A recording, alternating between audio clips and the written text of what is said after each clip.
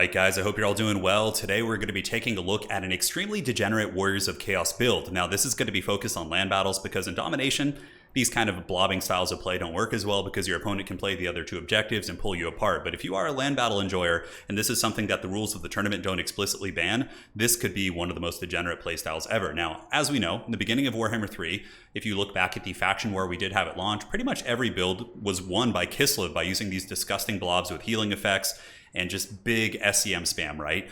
So looking here at ye old Warriors of Chaos, they actually, I think, have one of the most disgusting blobs that would be so hard to beat for any faction that doesn't have range.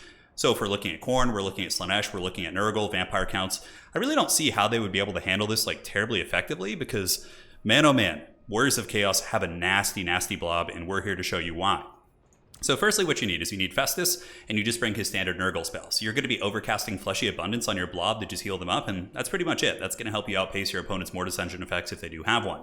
On top of that, Festus has a Mortis Engine, but the way Mortis Engine effects work is if they have different names. So Festus, for example, if we look at his Mortis Engine, it is called Pestilent Potions or Harbinger of Pestilence. And then what you do is you use the Warriors of Chaos mark system. So you bring the Chaos War Shrine of Slaanesh, which also happens to have a Mortis Engine effect, but it goes by a completely different name, the Giver of Torturous Glory. Therefore, it works completely differently. Now, the icing on the cake for this is the Chaos War Shrine of Nurgle, which is an AoE healing effect. So you stack the AoE heal, and you have 2 Mortis Engines or 2 AoE heals, depending on what you're facing, and it is extremely gross.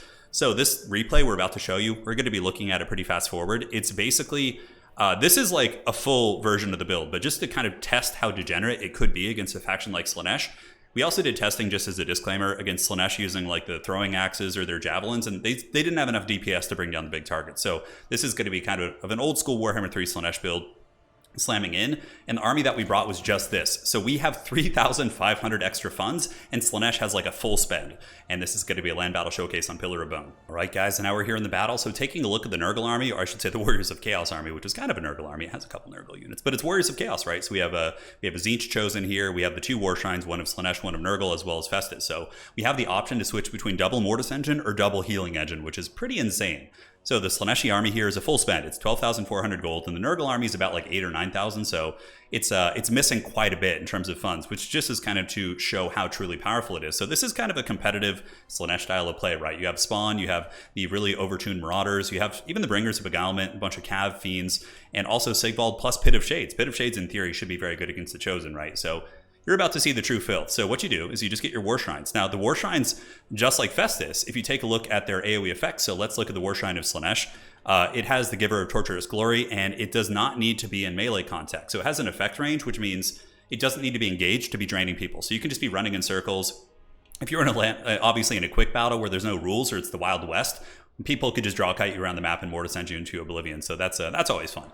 Now, looking at this round here, we'll fast forward and just take a look. So the Slaanesh army is going to be crashing in. Remember, they have a massive funds advantage, and this is something that the style of play really is only going to work against, let's say, and we even let them get the full surround here for the sake of the test, but it's only really going to be working against melee factions, right? So anyone that has range, like Empire Dwarves, this isn't going to work, but against a lot of factions in the game that don't have ranged, like Vampire Counts, anyone else, it's going to be brutal. So we're going to fast forward here just for the sake of, not sparing you the grind. So you can see our Chosen are getting AoE healed by the Nurgle engine, and also Festus is draining. So double Mortis Engine is going down. Slaanesh obviously cycle charging, and it's looking pretty grim. They do manage to get one Chosen down here in the center.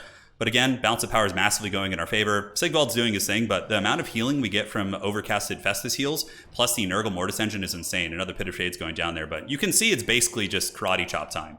Now, looking at the Chaos War Shrine of Nurgle, you can see it's going to be healing for 0.10, which is its maximum. And that's really good. That's constant. And then the Chaos War Shrine of Slaanesh is going to be a 16 to 32 Mortis Engine.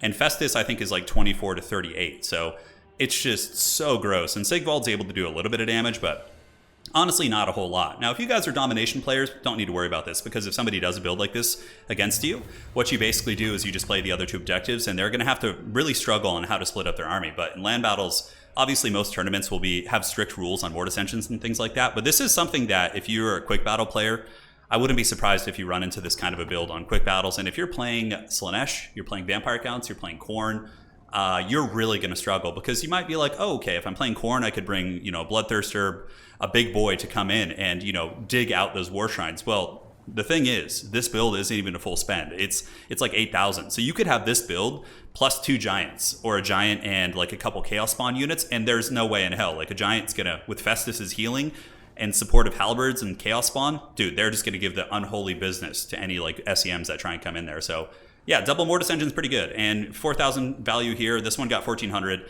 And had it been a longer grind versus like Graveguard, we did this test against vampire counts as well. It was Helm and Gorst, max Graveguard, Crypt Horrors, Blood Knights, everything. And this build basically just flattened it because the double Mortis Engine is just too much for most factions to handle. And it's crazy. So hopefully you guys enjoyed that one. Beware, it's out there. And we'll see you guys back next time. Take care of yourselves.